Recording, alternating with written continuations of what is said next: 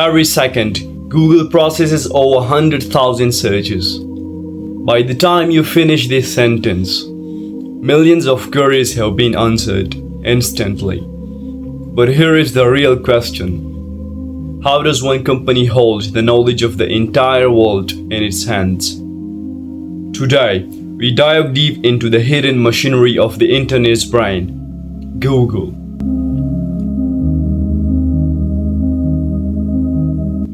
When you Google something, it feels like the answer lives inside Google itself, as if it holds a copy of every website, every book, every video ever made. And in a way, it does. But it's not magic. It's a system so massive and complex, most people can't even imagine it.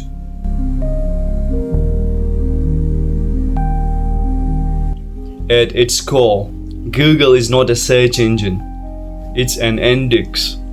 Think of it like the world's largest library, where instead of books, every page of the internet is catalogued, analyzed, and stored. Google sends out crawlers, automated programs called Google bots, that travel across billions of websites. These crawlers scan pages, images, and even PDFs, storing them in Google servers. The result is an index larger than any collection humanity has ever built. Over 100 billion gigabytes of data.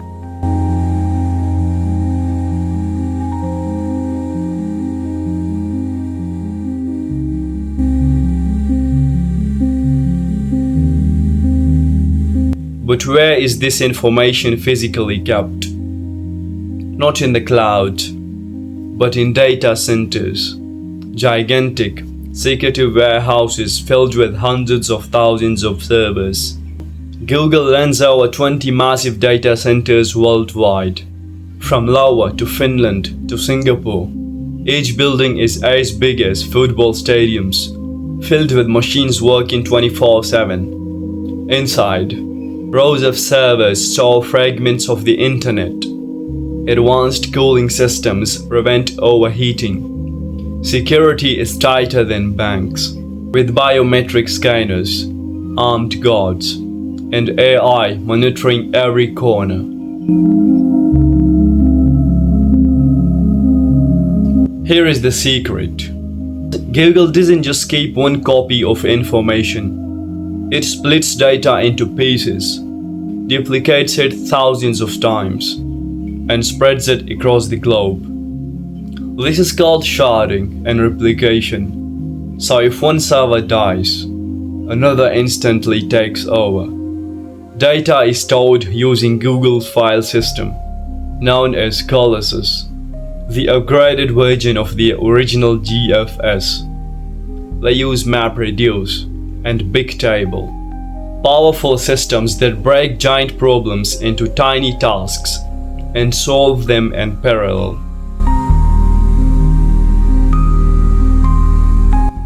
When you type a search, Google doesn't actually search the internet in real time.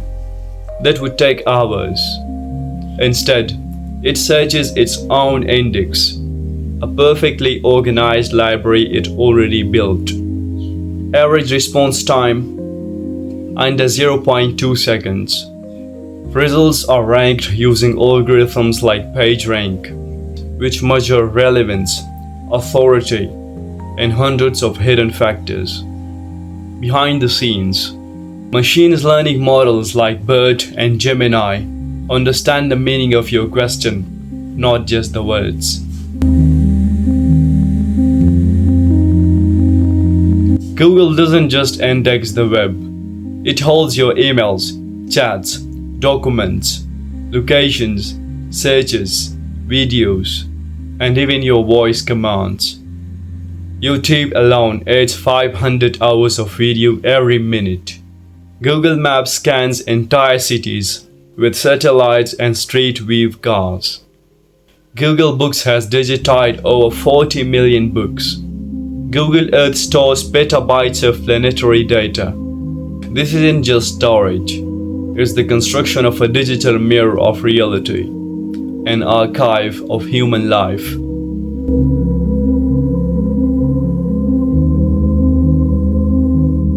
But there is a price. Google's data centers consume tens of billions of kilowatt hours every single year, the energy of entire nations.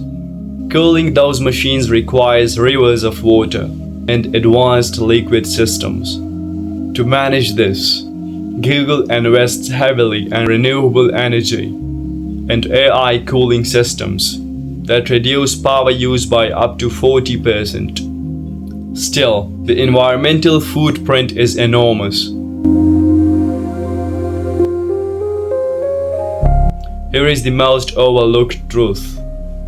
Google doesn't just hold the world's information, it also controls access to it. What you see first shapes what you believe.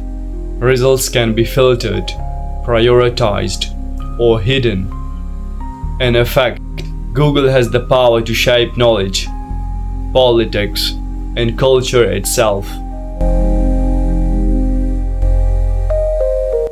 So the next time you type a search, remember, you are not just asking a machine. You are tapping into the largest, most powerful information system humanity has ever created. One that quietly records, stores, organizes our entire digital existence. The real question is not how does Google hold everything. The question is, how much longer until it knows more about us than we know about ourselves?